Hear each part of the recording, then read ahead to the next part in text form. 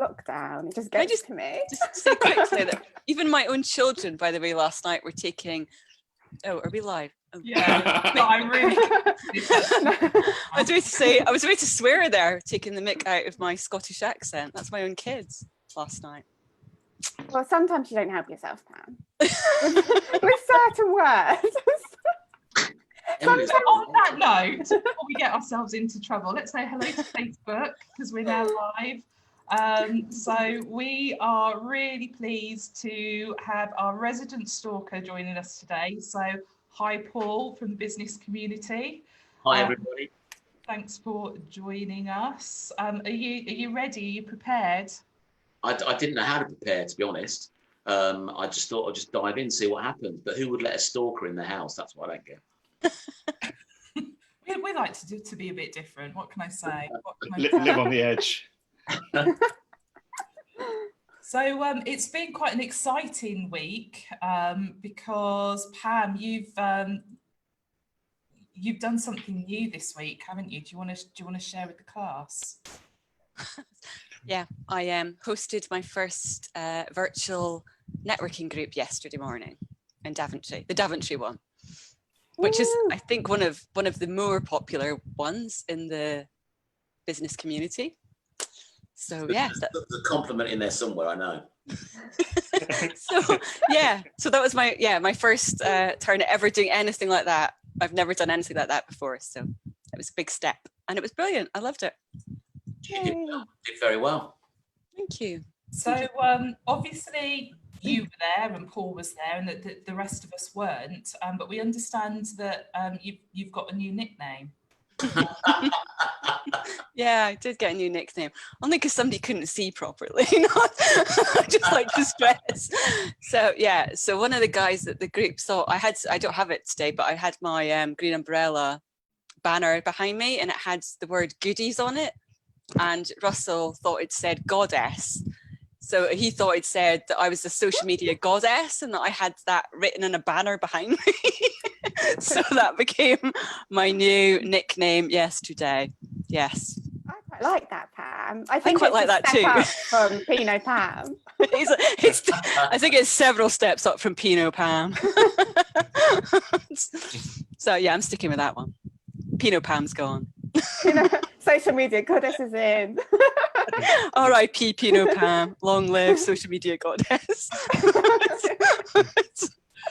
So one of the reasons that we were sort of keen to bring Paul on this week in particular, knowing that Pam was going to do that, is the fact that so many of these kind of in real life events have gone online, and especially when it comes to networking experiences, I think there's some big differences in terms of the quality of the networking experience, sort of how those meetings are run and that sort of stuff. So I think probably, guys, we got some questions we can shoot at Paul and make him really uncomfortable and, all that sort of stuff. Give it your best shot, come on.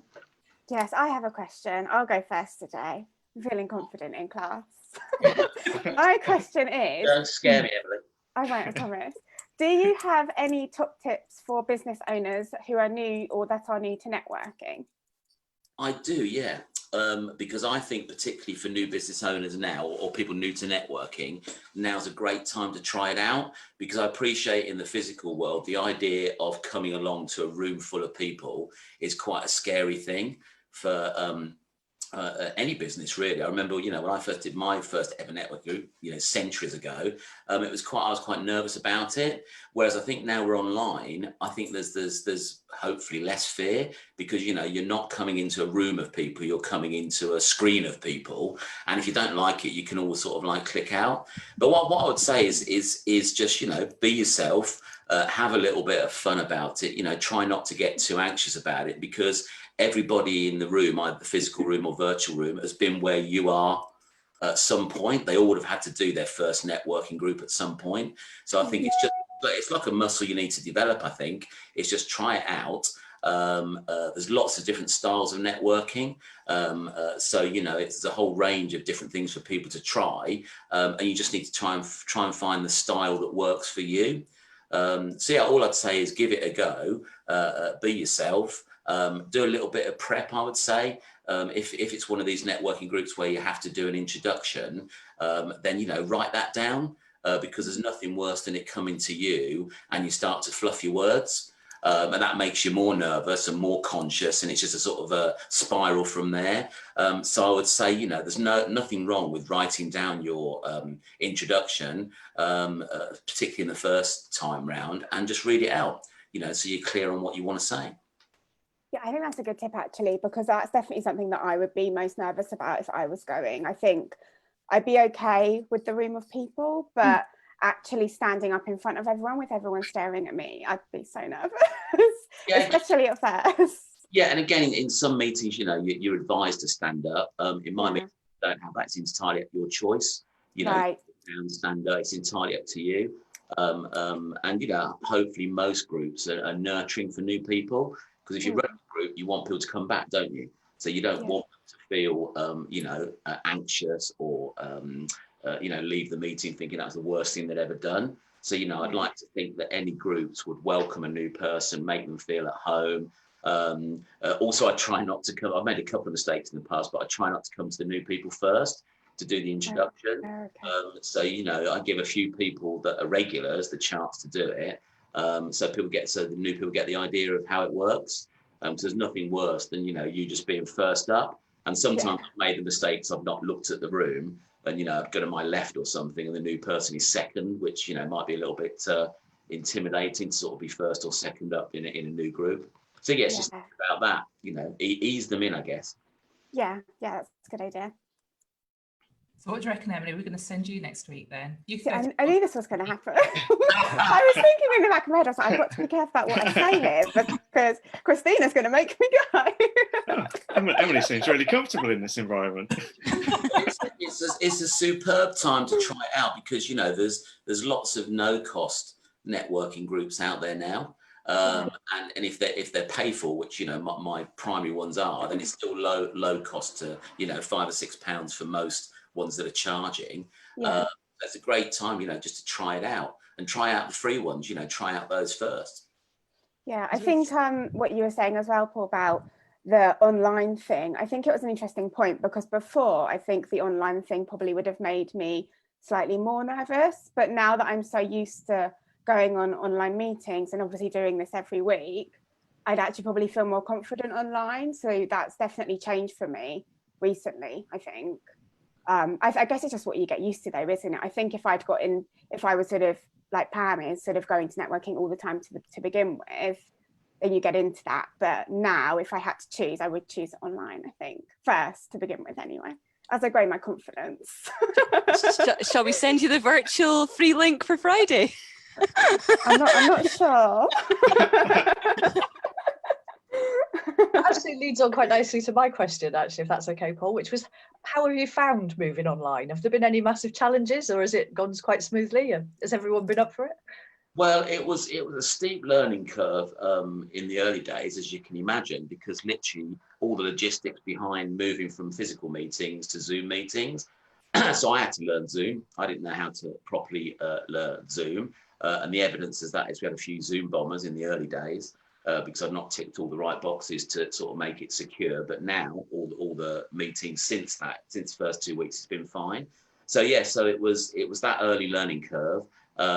Then, because I'm lucky, you know, like Pam is an example, people lead the groups for me, then I then had to train them on Zoom as well and get them confident. So the first sort of 2 or 3 weeks was a bit of a, you know, sort of long hours, I guess, sort of getting it. But what I found is most have adapted to it. It's not the same as Christina such. It's not the same as face-to-face networking, but I think people have adapted, and some quite like the elements of Zoom that are there. So it's just a new way of networking at the moment in the absence of physical meetings. So from that point of view, yeah, I think it works for most. I do wonder whether people are going to get a little bit zoomed out and the numbers might start to dwindle a little bit. But without the geographic constraints, what I've noticed for my groups is people are joining into other, you know, inverted commas, geographic locations, because, you know, they're not going to travel 2 hours to a meeting, morning meeting, but roll out of bed, you know, brush your hair, get a cup of coffee, you're there, aren't you? So yes, I've been lucky that the numbers have increased for most of the groups that I run, because people are coming in from other geographic areas that wouldn't normally come to those meetings. I suppose we're lucky as well that we have this technology. A few years ago, that would be it, wouldn't it? You just couldn't do anything. Well, I did have an idea last year to do virtual networking, but I'm sure had I mentioned it then, people would have said, "Oh, you'll never do it. You know, you can't do face-to-face meetings. It's absolutely ridiculous." And now there's tens of millions of people doing it, and it is something that I'll continue even when we're back physical venues. I think there's some mileage in it for the reasons that I mentioned. You know, the geography goes away. People haven't got travel costs and travel expenses. Once they're finished, they're straight back into their office. You know, they're not going to travel back home. So there's lots of benefits of it, and your money potentially goes further because, you know, the meetings are lower cost because you've not got the venue overheads. Yeah, that's true. I think there's a big shift in the way it's seen from an efficiency perspective as well, because there is at the end of the meeting, there's a hard stop. You know, it's not like, you know, the in real life experience is the meeting ends and people kind of, you know, people hang around. And so actually it might finish at 9:30, 10 o'clock, but there's actually another 30 minutes before you've left the building. Whereas with the online experience, it is kind of, it's a hard stop. And if you want to continue a conversation, it actually makes that segue into the social media piece quite easy. And it gives you that reason to reach out to someone through a LinkedIn message or whatever to carry on the conversation there. So I think it's almost made that follow-up piece a bit easier as well. I think that's the bit that people say they miss. They miss the preamble of a meeting and the postamble, if that's a word. Well, it is now, I guess, because you haven't got that bit. But what I find is people are using the chat to sort of do that. So if you're on Zoom, when people are coming along, you know, if the meeting hasn't formally started, then you can either chat to individuals or chat to everyone. So some people are using that as a little bit of a preamble. Of course, you get people sort of like talking when they're waiting. But it's quite difficult on Zoom because only one person can talk at any given time. And if two people are in a conversation, 28 people listening, you know, it's not exactly much fun for the 28 that are just listening to two people having a chat. Depends what they're talking about, Paul. If you want to think it might be quite good. There has been some fun conversations. If they're talking about trending products, then, yeah, I'm there. They do tend to stray off in a completely random direction. You kind of go, they were quite funny sometimes, those chats. I'm really nervous about using the chat feature when I'm in a meeting on Zoom. So I was in a meeting a few weeks ago, and there were probably about 30 people on the meeting. And there's some people that don't seem to notice that there's 30 people on the screen.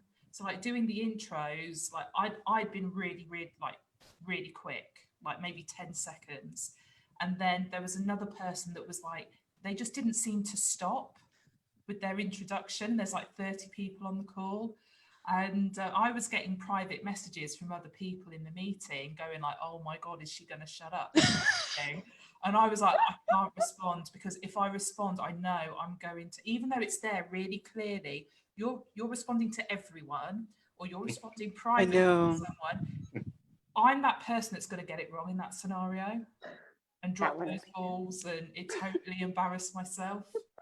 So yeah, that whole live chat thing really scares me. So it sometimes happens the other way around. Like I've private messaged people and they've mentioned it in the public domain on the Zoom call. I'm thinking, well, that was a waste of time doing that privately. Enough, it was nothing to, you know, or that. But obviously, you know, because you're just looking at the chat, sometimes you don't notice it's maybe a private message. So you have got to be careful. You have got to be careful when you're doing it, and it can get quite complicated. There's quite a few people on there. You've got 4 or 5 people private messaging, then you've got the everyone. Then trying to manage all that, you know, can get a bit hectic. Yeah. I was getting like that yesterday when, like, Paul was messaging in the private message. They sort of like, you know, the next thing, and there was other people in the group that were messaging, and I was just going, hang on, have I missed a message from Paul? It's like, so you're concentrating on the screen but concentrating on the chat at the same time. It's a bit of multitasking there, isn't there? It is. But that's been the whole learning curve with Zoom, really. It's just learning how to use some of the features and you know, make it work. So I didn't think, I had one-to-one sessions in my groups, and I didn't think initially that I'd be able to do that. I thought I'd have to drop that from the agenda. But I think it was John Scott who was quite useful in the early days, sort of let me know about what Zoom could do, because he was more familiar. And I didn't realise the breakout rooms were there. So that's great. You know, that's being able to do those now. And people quite like it. Whereas in the world, you're calling out the names of the person you're with. Now you press a button and you don't have the patient of, you know, whether you're going to be happy or sad about who you've been paired up with. It's like the highlight of it. You go, or low like they get into who ends up with this. John Scott is online, and he says, "Don't worry about embarrassing yourself at networking. Just go for it." Basically. Yeah. I think I would definitely embarrass myself. I don't think you would, Emily. I don't think you would. I would. No, I don't think you Sometimes would. if I get nervous, I say silly things, and then I look back and I think, why on earth did I say that? I always do that. I think everybody, just not everybody not do that at some I point. don't know. Emily's always saying silly things, full stop. Yeah. All right. Okay. Speaking of silly things, if anyone just saw me pull a really weird face, it's because a wasp came literally right in front of me. I didn't want to mention it because I'm really scared Mark's going to make it into a GIF, because I literally went. Oh, thanks. Sorry. I must have been looking away at the Facebook feed at that point. So thanks, Emily. Yeah, if you can sorry. send me the video later, Christina, Sorry. that'd be brilliant. That's what happened. A prime example of silly things that Emily says. You've just stitched yourself up with that one. True. Oh, absolutely. So, Mark, you used to do a lot of networking, but not so much since we sort of hid you away in a world of websites. But have you done any online networking meetings? I don't think you have you? No, I think, to be honest, one of the last ones I went to was one of the old NN Connect ones before it was BusComm, and that's probably quite a few years ago now. So, yeah, no, I've been hidden away. Not allowed out anymore, Paul. Sorry, mate. But Mark was one of the first people to come to my launch in Daventry many years ago. I think he invited a couple of people along as well. So yeah, so he contributed to the start of the Daventry meeting. So thanks for that. Yeah, no, I mean, it was always good when he did used to come, but yeah, it's just time's got in the way of things really for the last little while. But yeah, always good. Always good to catch up with people. And I was going to say, I always like when I first started going, and everyone's like, "Oh yeah, I know Mark." everyone knows Mark, and I was like, "Is Mark still there?" Yeah, Mark. Tell him I say hi. Constantly coming back with a list of people going, "Mark, such and such said hi." Everyone knows Mark. That was the years of networking before that.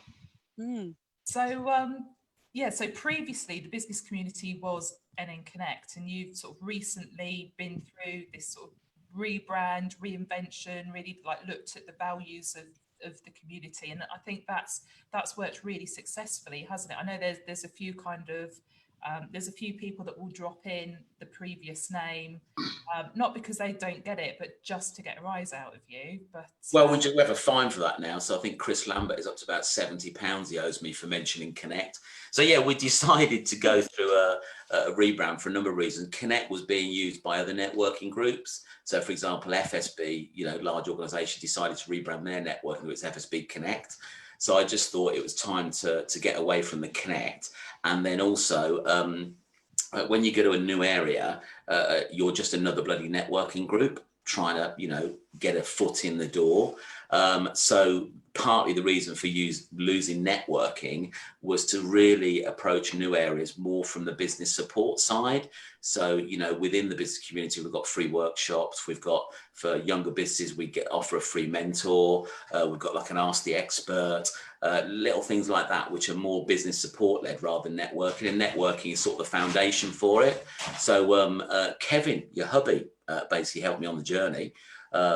Looking at, if you like, my story, it's essentially because he thought I'd got a crap social media presence and the message wasn't getting out there, I think were his terms. He's probably on now, he'll probably comment. But yeah, it was quite a scary thing to do, you know, to lose one brand, if you like, which I think was fairly well known, and totally change it. But it's been well received, and we decided to use the hashtag BusComm, and people are now starting to use that. And I haven't really heard anybody use Connect or NN Connect other in the context of looking back.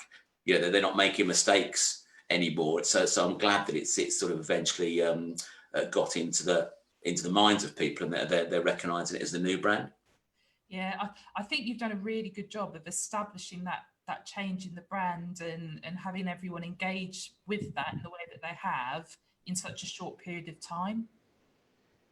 Because it is, I mean, when was the rebrand? I'm just trying to think when the launch was. We did it about this year, wasn't it? It was this year. We did it in February, about a month before lockdown.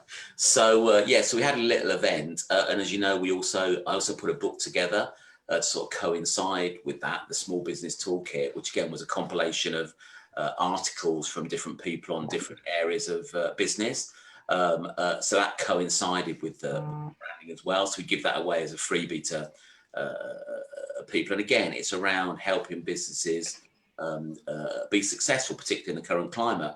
You know, we did some webinars early on as well, just again to get the message out there around sales and marketing and finance about sort of how to help people through that. So the fundamentals are sort of like collaboration and support, really. That's the foundation of the business community. And that's what we're trying to do for, you know, businesses, new and more established ones. Yeah, I think one of the sort of, obviously you're talking to other members of the community, and you know, Pam goes to the meetings far more often than I do, but you know, I still have contacts with other people that attend, and the conversation around it is always very much about that support feature, if you like, that actually occurs very naturally within the community. But I think it's also really good that you have things like the mentorship available to people that want to engage with that as well. So, I mean, do people use it? Do people engage? Yeah, I think there's about a dozen pairings at the moment of people, and it's other BusComm members that are offering their support free to sort of newer members, which I think is great. You know, for people that have been on the small business journey. You know, we've all made cock-ups along the way. It's peaks and troughs. It's not as perfect as a lot of people think when they dive into starting a small business. So really, if the more mature businesses can make sure the younger businesses don't make the same mistakes, then that's going to have them be, you know, better at what they do. So that's really the idea. And I've just been lucky that people have offered to do that. You know, even from the point of view of people offering to run the groups for me. You know, Pam's not getting any payment for doing that. She's just getting the free meeting, you know, when she runs them. So it's that type of thing. And when we came up with a name, so we didn't really have a name, you know, when we were thinking about it, and driving over to meet up with Kevin, I just came up with the business community because I sort of felt that's what it was. And when I first mentioned that, he wasn't very impressed. He thought it was a bit naff. But then, you know, being a creative sort, you know what he's like. It eventually sort of like filtered through his brain, and he started to think about how we could market it, how we use it. So after about half an hour, he convinced himself it was okay. And yeah, it's nothing special about the name. I just think it captures what it is, and we've just trademarked the logo. Actually, that just came through a few weeks ago, so that's all good as well. So. I would agree with what you say. It does exactly what it says on the tin. It is the business community, and I mean, I've been to other networking groups, but I would say the one thing that stands out about the business community is that it is very much a community, and I can't even stress how much the support that's within that group. I mean, there's like real friendships grow through that networking group, and I don't think I've ever had that in any other networking group before. But She say she went to other networking groups in the past, not recently. I have in the last 12 months. I've gone to one other, but I don't. I think that might be swear words. I won't say it.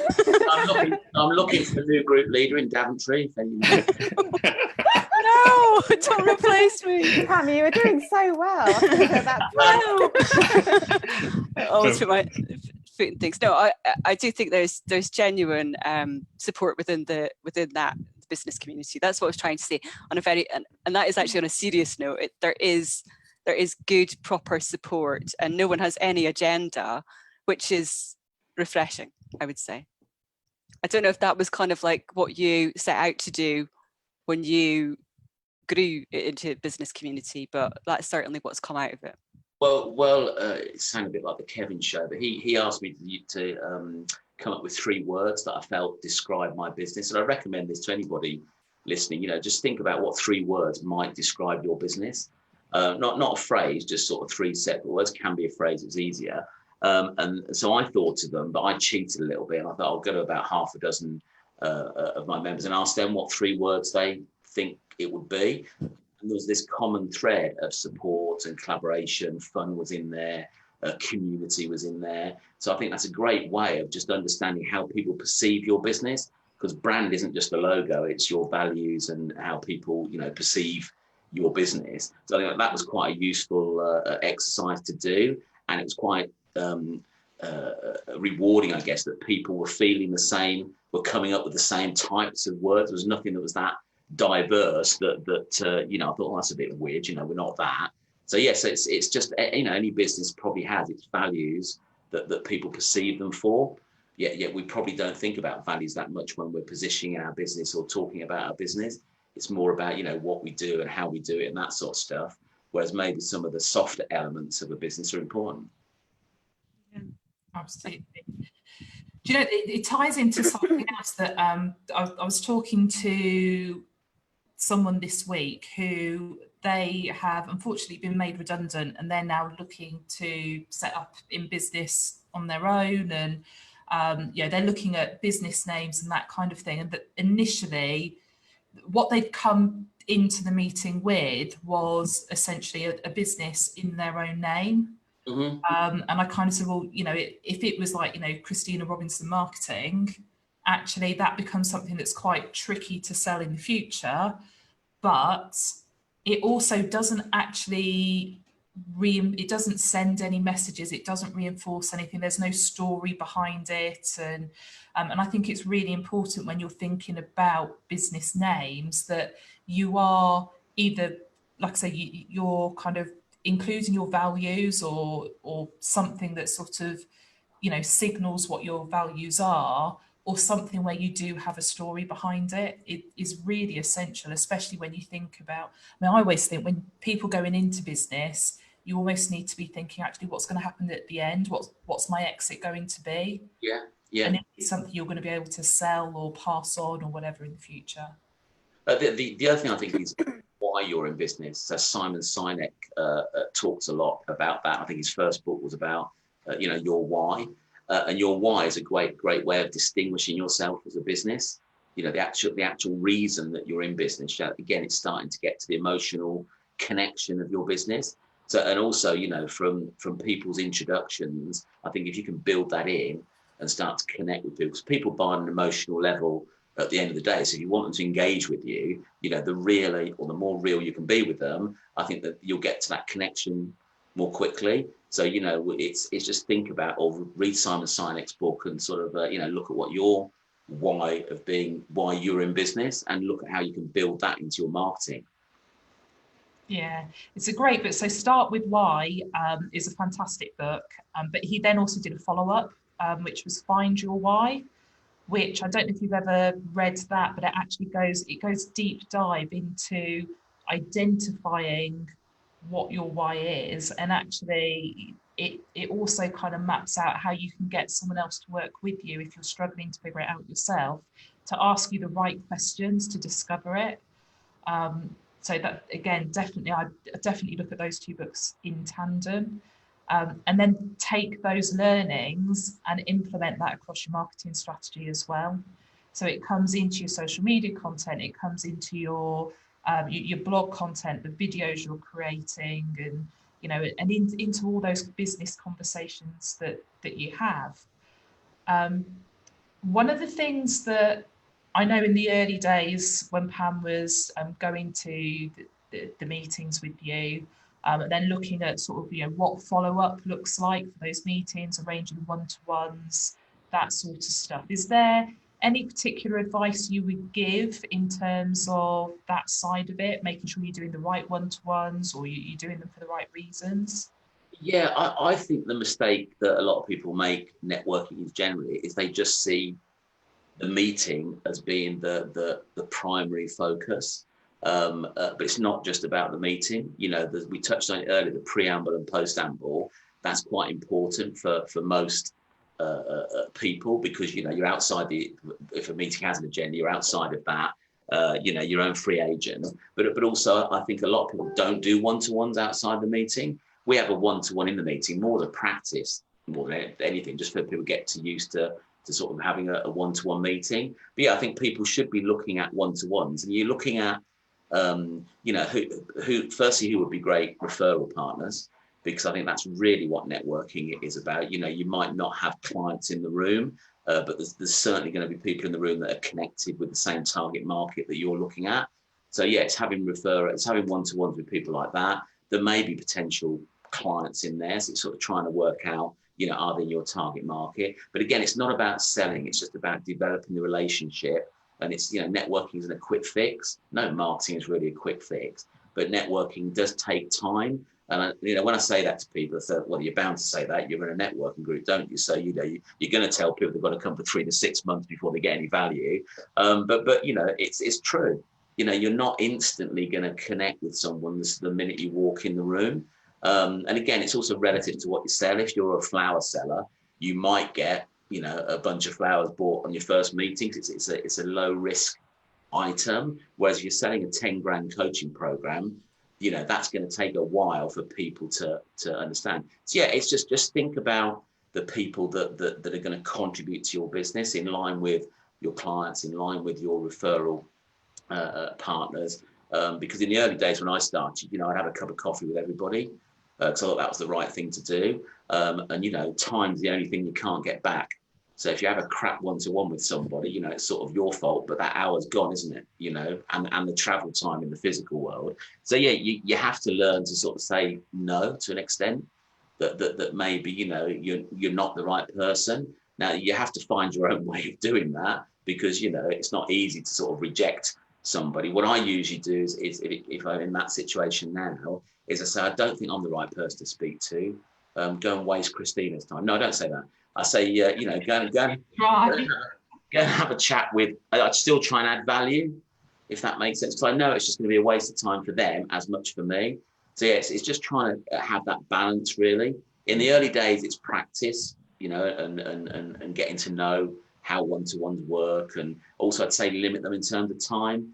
You know, early days, you know, I could spend 3 hours doing a one-to-one, which, you know, you don't really spend that amount of time. I don't know why I did that. It was just because I thought that was the right thing to do. So, you know, do limit them and have a you know, a specific aim in mind about what you want to achieve from them. Do you know that's a really interesting point in terms of the length, because I have a similar issue, but on sales calls, it's kind of like actually that perfect moment to end the call, I seem to miss it. And all of a sudden I'm like, you know, I'm X, you know, it feels like X number of hours in, and I'm thinking, how do I get out of this loop now? And it actually it's really difficult to break that sometimes, where I think you have to be like quite, not forceful, that's the wrong word, but you almost need to say, right, yeah, so I'll send you an appointment, and the appointment is clearly 30 minutes, you know, and actually if you overrun because it's a good one-to-one, that's fine, but you've kind of got that get out of jail free cards as well. That, you know, if you're just going around in circles, you can just say, oh, you know, sorry, I need to go now. Yeah, I think you're absolutely right. You know, it's like if you're on a crap date or something like that, you know, excuse yourself and go to the toilet and not coming back. You know, that's it. Out the window. Yeah, you've got to, or maybe that's just me. I don't know. You know, you've got to find that balance. And I think 45 minutes to an hour for a first one-to-one is fine. And if you see something in that of value, then like you say, is you arrange a maybe more in-depth one, or just take it to that next level. Zoom is great now, and people are using technology like Calendly to sort of book a defined time slot. And, you know, you've got a great excuse now on Zoom. So, oh, you know, I've got a 1 o'clock, I've got to go, which, you know, might be a lie, don't know, but who's gonna know? So, and I've also found that I'm doing more one-to-ones now. Because there's people, you've not got the aggro of finding a common venue and traveling there and stuff like that. People are more open to do a Zoom one-to-one, and they're typically 45 minutes to an hour, tend to sort of like just work out that way. And, you know, if they're interested, they're not going to go anywhere. They're still going to be there afterwards. You don't have to cram everything into like 2 or 3 hours. You know, it's just use your time wisely. Yeah, I did find that in the beginning when we went online, that the first few weeks I was just doing quite a lot of of virtual one-to-ones. None of them were going over an hour. They were all probably about 45 minutes, but you do get that point where you're just a bit zoomed out, and I'd be like Zoom coaching calls with work, Zoom one-to-ones, you know, and then Zoom group meetings. And it's just like everything, a whole day ended up being like one Zoom after another. And by Friday, I was like, you know, it just gets a bit much. So I've stepped back from one-to-ones for a few weeks, and then I'll go back in, but just doing one a week, because it does get a bit too much. And you're right, everyone's there anyway. It's not like they're going anywhere. So you don't need to cram all of them all in the same week. You know, Zoom fatigue is a very real thing. Yeah, I know. I can believe it, yeah. When I first heard the term, I was kind of like, oh yeah, I kind of get it. But actually, you know, some days it really is. Pam and I especially, and Amanda is, she's on leave this week, hence not being on the call. But it is literally some She's days. on Facebook though. She says hello. All right. Yeah. Amanda.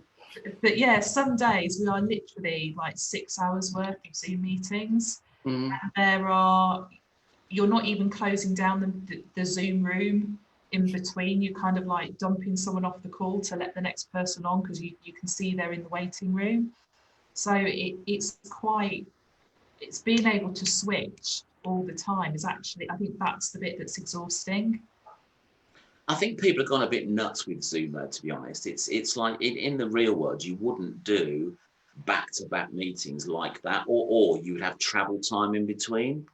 And now I think people's tendency, maybe people are getting better, but it's like, okay, you know, I'll do a 12 o'clock, I'll do a 1 o'clock, I'll do a 2 o'clock. You know, if one slightly overruns, then you like you say, you're cutting one off, and then you've not got time to breathe, and you're into the next one.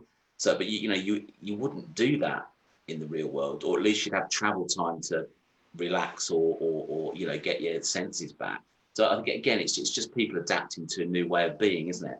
It's just understanding that whilst it's easy to do back-to-back Zoom calls, you still need to build in time, you know, for you to have a bit of a break. So you know, I think people should be thinking of virtual Zoom travel time in between meetings. You know, if it would normally be 15, half an hour, do that. I've completely restructured my diary. So I'm now, from 3 o'clock onwards, each day is blocked out.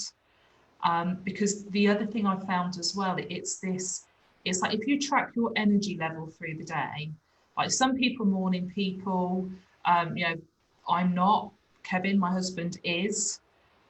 In the morning, I function, but you're not going to get more than a couple of grunts out of me. Whereas, you know, Kevin's trying to have a full-on conversation with me, and I'm just like, we've got no idea. We have to have the same conversation again a few hours later. But I've recognised like where the point is in my day where my energy is highest, and that's the best time for me to be doing these calls. From 3 o'clock onwards, if you're on a Zoom call with me, potentially you're not necessarily going to get your best from me. And so therefore, if I have got a call after that time, I need to make sure I've got a good solid break in between calls. So, you know, we've got a webinar at 6:30 that I'll be doing, but that's fine because I won't have had any calls from 3 o'clock onwards. So it's not 10 o'clock at night on a Friday night on the virtual pub then? No, and to be fair, it doesn't matter if I don't make any sense then, does it, Paul? You and me both. I was going to say about the like, I remember somebody asking for like a 4 o'clock on a Friday Zoom meeting. I was kind of like, well, I can do it, but you're not going to get the best from me at that time. I've got to be honest. Yeah, why is that? Because you've hit the Pinot by then? No. Yeah. I feel like she's just drinking out of a coffee mug there. That's cocktails by that time, surely. Moved on from the Pinot by that time. Yeah, I had brought my Aldi cocktails along once or twice. Yeah. No, it's not all Pinot. I would just like to say, I've had craft beers as well. It's a whole variety. Get me? Isn't it all about balance? Absolutely. There's some fruit, in fact, some of my craft beers. Part of your 5 a day. Part of my 5 a day. Pinot, beer, cocktail, cider. Yeah, and a wee whiskey. And a wee whiskey. Oh no, it's not whiskey. I think she only buys mango flavoured beer because she thinks it's one of her 5 a day. It was grapefruit. It was lovely. But grapefruit's no better than mango, in fairness, but you know. It was lovely. So thinking about the social media piece, obviously, Paul, you see a lot of content from a lot of businesses, because I know like all the members can send content into you if they, you know, for you to share as members. Are you finding that you're seeing more of, I was going to say more of the people in the businesses, but that's maybe not wording that question quite correctly. Try in English this time. But yeah, are you seeing more sort of more kind of personal, behind the scenes type of content? Are you have you seen a shift, less polished content maybe? I think a little bit. I think a little bit. I think people are being a little bit more real during this environment. Yeah, I think they're sharing more personal stuff online about what it's like to be in lockdown and that sort of stuff. And I think that's for the better. I think, you know, if you're starting to sort of see the real person, then that can't do any harm.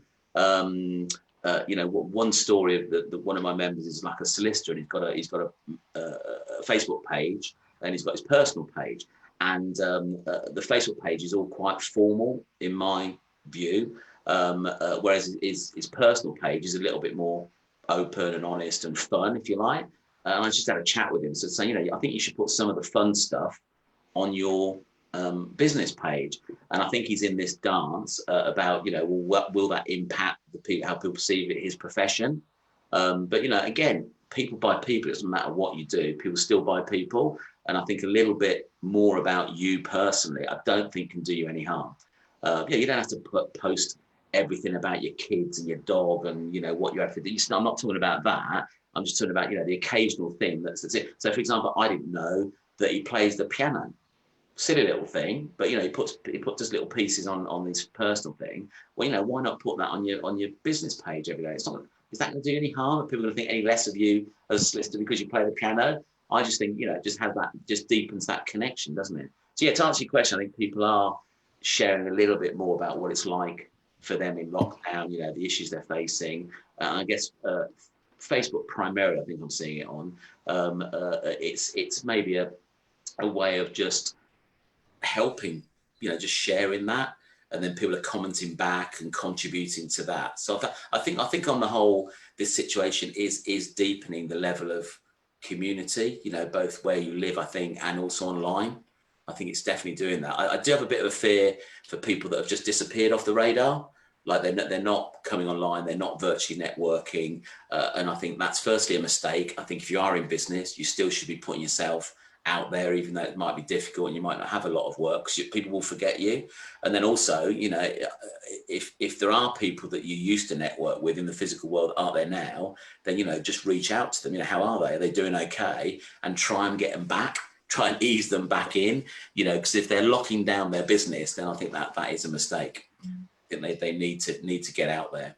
Yeah, it's quite interesting how, you know, that shift into being a business owner, you suddenly realise how lonely it is. So actually things like the networking groups bring a lot of value, because you can be around like-minded people, you can share those problems, those issues, and have those conversations. And I think people are probably more willing to ask for help right now, because we're in this situation. We know everyone's being impacted by the same kind of the same trigger, the same catalyst, albeit in different ways. And that's where things like the business community really come into play. But there's still always going to be those people that are going to hide away. They're not going to ask for that help, and actually they do need someone to knock on the door and just sort of, you know, and it's okay not to be okay is something that, you know, a phrase that keeps coming up in our business when we've had conversations internally and with clients as well. But I think, it is really important that you just sort of think, you know, it's like checking on your elderly neighbours in the middle of winter. You know, you haven't seen them for a couple of days, and you just go and have a quick knock, and, you know, is everything okay? So yeah, the trouble is I am the elderly neighbour. I was going to say nobody's knocking on. Nobody's knocking on my door. It's funny, I bumped into the next door neighbour when I was at the corner shop yesterday, I think it was. And I'd sort of jokingly say, oh, had I known you were coming, you could have done my shopping. And I think she said it half joking, half seriously. She said, well, I would. So I'm just going to stick my shopping list through a letterbox and just hope she delivers it. She probably wouldn't be able to carry the crates of wine back. That's any trouble. Might have to cut down a bit, Paul, maybe.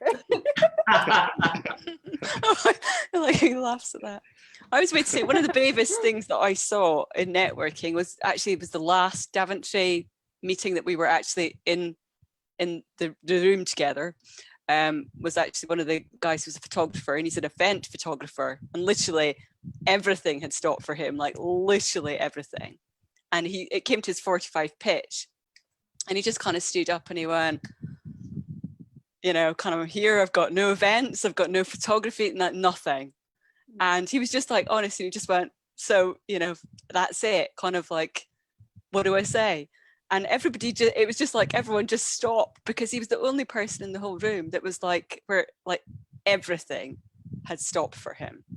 And he was just really honest. And, it was like, he said, I don't know whether to laugh or cry at the moment, but, I'm here. And I thought that was a really brave thing to do. But he's a great example, because he even though he's, by his own admission, sort of like, his business just dried up, he's actually done more networking. He's one of the ones that, has opened up, and not just stuck to Daventry. I think he's been to most of them, whereas people in a similar sector have gone the other way. So it's interesting to see how people in the same sector respond differently. So some like I think the travel industry as well, some people are closed down, whereas other travel counsellors and other providers are available, are out there, whilst their business dried up. But who are you going to go to when things start to ease up? You're going to go to that photographer and that travel counsellor, because, they were there, they were in the boat with us. And I think it might be quite difficult. I've got it in my head that it might be quite difficult for those people that aren't on this journey. When they come back, they might feel a little bit alienated or a little bit disconnected, because, I just think that subconscious thing of, where were you? we were where the hell were you?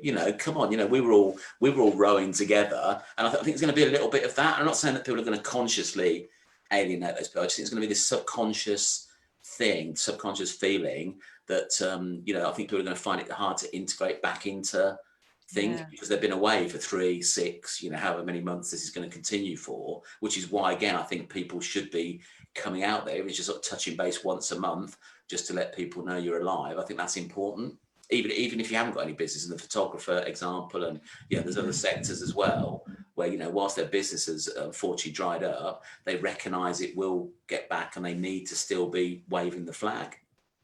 I know, he was really good, because he diversified, and he did loads of one-to-ones, and he took everything on board, I think, that everybody had said to him. I sort of said to him, because I saw that he just did kind of like a vlog on LinkedIn. I was kind of like, that was brilliant. You need to do that again. He was kind of like, really? So, he took some tips, and then he started writing blogs as well. And he got his website, and he just did loads of other things instead. So that now when things are, like you say, when things are getting back, he's going to be the person that you're going to go to, because, like you say, Paul, he went on a journey, and we kind of all went on with him. Yeah. And now he's starting to pick up business as photography's coming back in, which is, exactly the right thing to do. Yep. In my view. It's really interesting, the businesses that we're in regular contact with, the ones that are kind of quite positive at the minute, they're seeing things coming back online, they're seeing some growth in their marketplace, they are the ones that kept marketing. So they might not have been marketing at the same level they were before, but they've kind of said, right, okay, we need to cut some costs. So, we've been doing like these 5 marketing activities. We're going to stop 2 of them. 1 of them we're going to reduce down. So maybe they're doing half of what they were doing before, but they've maintained that position in the marketplace. They've kept their name out there. They've kept doing the outreach. And it is that right now there's certain people where you think, if you haven't heard from them, you kind of feel uncomfortable reaching out because you don't want to have that uncomfortable conversation where they tell you actually they've had to stop, they've closed their business. So actually you automatically go to where, you know, where there is some noise coming from, where you know they are alive and kicking for that reason. So it is really interesting, and we are seeing shifts in the market already. We are seeing you know, clients reaching out to us. Actually, we've got this and this happening, where we know they, like, literally business had gone to zero, and actually now, you know, we do a lot within the recruitment sector. So we've got recruiters where every single vacancy that they were trying to fill were put on pause, and now actually those vacancies have come on board, or back on board. But the reason they've come back on board is because they've made the phone calls, they've sent the emails, the LinkedIn activity's been there, and it's, you know, it is just key. It's absolutely key. I think you're right. I think you're right. Cool. So Mark and Jane, you've been very quiet. Have you guys got any questions for Paul whilst we've got him pinned down? I asked him what Jane asked her question. Yeah, I've already You might have a second one, Emily. No, It's only you we control and contain. I mean, you can ask one question and that's it. And now she's getting scary again. She can do it. Yeah. yeah. Oh, thanks. It's when that finger comes up and starts. It's the magic finger we need to be scared of. Yeah. Oh no. You were having a conversation just before we went live on Facebook about Emily, and well, it was a little bit about how everyone seems to think I'm scary when I'm really, really not. But it was also very much about Emily and how she tells her dog off, and how stern she is, or isn't. Hi, I tried my best. I thought I'd got sterner. Sterner, is that a word? It's now. Anyway, it is now.